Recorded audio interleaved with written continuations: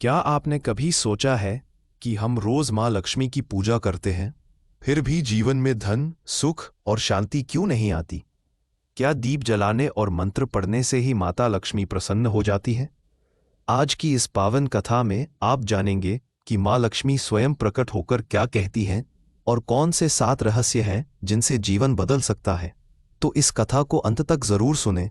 भागे गांधीनगर की कहानी। बहुत समय पहले की बात है। भारत के पश्चिम में एक सुंदर और धार्मिक शहर था, गांधीनगर। यहाँ के लोग धर्मप्रिय थे। हर पर्व पर पूजा होती थी, दीप जलते थे, भजन होते थे। फिर भी हर घर में कोई ना कोई दुख था। कहीं पैसों की तंगी, कहीं बेमन का माहौल, कहीं रोज झगड़े, तो कहीं बीमारियों की भरमार। लोग पूछते, हम तो माँ लक्ष्मी की पूजा करते हैं, फिर भी कृपा क्यों नहीं होती? भाग 2। पंडित वसु की तपस्या। गांधीनगर के एक बड़े मंदिर में एक संत रहते थे, पंडित वसु। जब उन्होंने देखा कि हर घर में पूजा तो है पर सुख नहीं, तो उन्होंने एक व्रत लिया।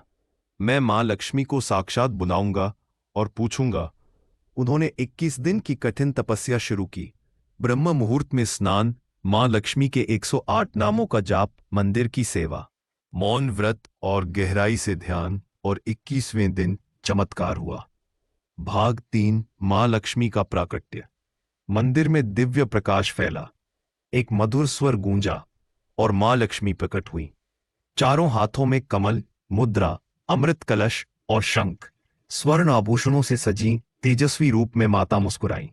वत्स वसु, तुम्हारी श्रद्धा से मैं प्रसन्न हूं। कहो, क्या जानना चाहते हो? पंडित वसु ने हाथ जोड़कर विनम्रता से पूछा। हे मां, हमारा गांधीनगर शहर हर वर्ष आपकी भक्ति करता है, फिर भी धन, सुख और शांति दूर क्यों है? भाग 12। मां लक्ष्मी की शिक्षा। 7 दिव्य द्वार। मैं वहां नहीं जाती जहां सिर्फ नाम से पूजा होती है। छोटा द्वार, स्वच्छता का द्वार, जहां घर और मन दोनों स्वच्छ होते हैं, वहां मेरा वास होता है। आगसी, स्वच्छता का द्वार, जहां एक अच्छी और सावधान जीती हैं। सहरायता, साम्राज्य, एक अध्यक्ष के साथ मन और मन की दोनों त्वच्छता। और बिकवाला द्वार, अतिथि एक अच्छेत और पूनक सूखा पानी बना देती है। हर समान पर दुखी द्वार बेराबे नहीं करता, वहां नहीं जाती जहां घर और मन दोनों स्वच्छ होते हैं।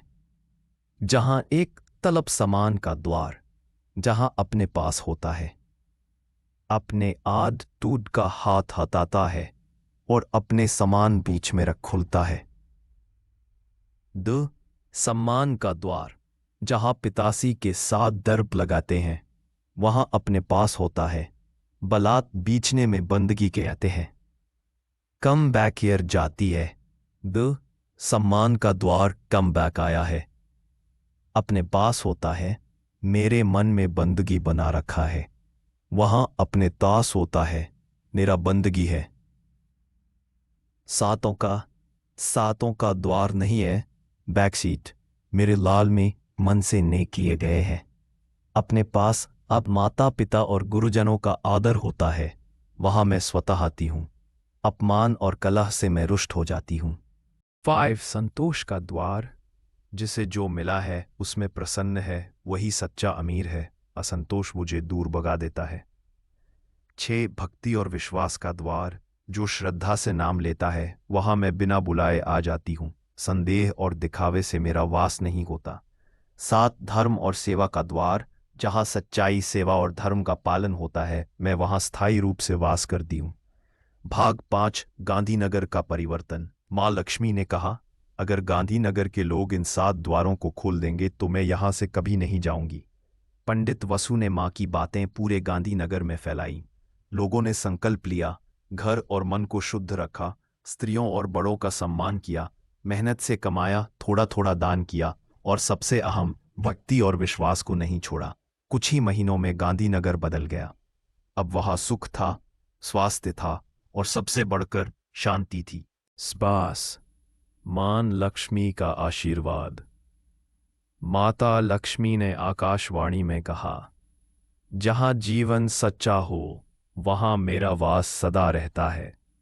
पूजा से पहले व्यवहार, दीप से पहले विचार और मंदिर से पहले मन पवित्र होना चाहिए। जिनके मन में श्रद्धा होती है वहां देवी बिना बुलाए चली आती हैं।